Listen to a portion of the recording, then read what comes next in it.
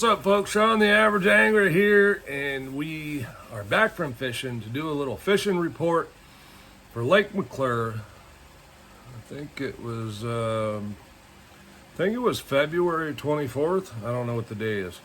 Well, I know it's Sunday. I don't know what the date is. Cheers.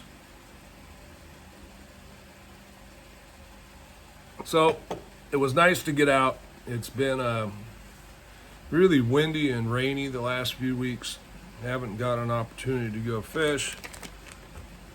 So I got out yesterday by myself. Got there a little late. It was a full moon, and it was probably 8 o'clock, 8:15 by the time I got rolling.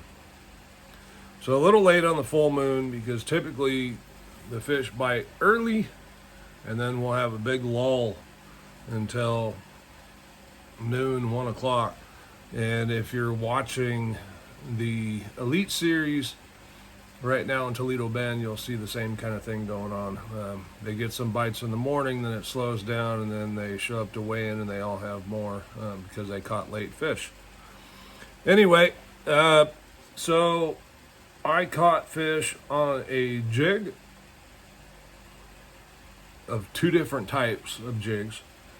And I caught fish on my Zoom shaky worm, okay? Green pumpkin purple, again, was the star of the show. But the jig was actually catching the bigger fish. Not a surprise. They were smaller females. Spotted bass lake, and one I'm not real familiar with. Just wanted to go somewhere different. So I did. It was a beautiful day, 66, 67 degrees probably. I think the forecast said it was going to be 70. Maybe it was, but not on the water with the breeze blowing. Anyway, I fished a 1-ton jig. For those of you that don't know what a 1-ton is, it's a 1-ounce jig. And back in the day, I used to fish them a lot. I love fishing a 1-ton jig. And this is how I fish it. Right here. Just lead. Okay? And I throw that, I think that's a 3/4. Yep, there's the 1 ounce. I know it sounds heavy. Well, and it is. It is heavy.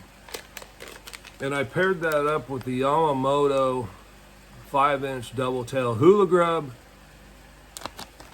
in 330, which is green pumpkin purple copper, my preferred color. That's the Yamamoto 330, okay, on the 1-ton. Anyway, I threw it up on the bank, and the nice thing about the 1-ton is it tends to come out of rocks and go through rocks a little bit better than a lighter one. I think part of that's just because of the size. Doesn't mean it won't hang up. It will. It did. And I didn't have any more with me, so I had to go to a regular jig, the Johnny C's California Reservoir Lures, and green pumpkin purple, same thing. And then I used a 330 twin tail trailer on it. I also used a 330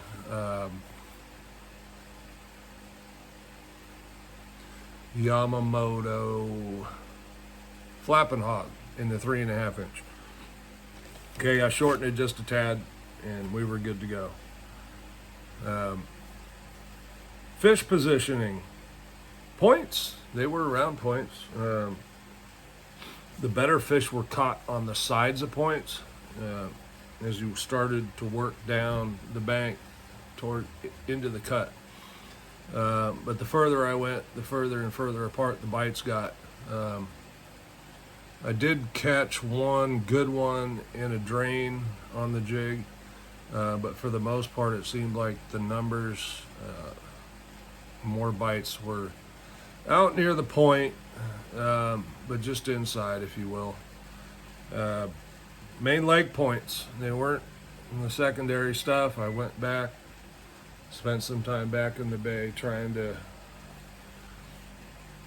run into some better fish and they just weren't there. Anyway, and the Zoom finesse worm on the shaky head. I threw several shaky heads. I threw the nail by Frenzy Baits. I threw the owner that has the screw lock on it, and I threw the Bass Union weedless shaky head. I really like that Bass Union weedless shaky head in the rock. It comes through really well, but it's a finesse hook. So for what I was doing and fishing on a spinning rod, it's great. If I was to bump it up, or I was at Clear Lake, I don't know that I would use that one. Anyway, that's my report. Thanks for watching. We'll see you soon.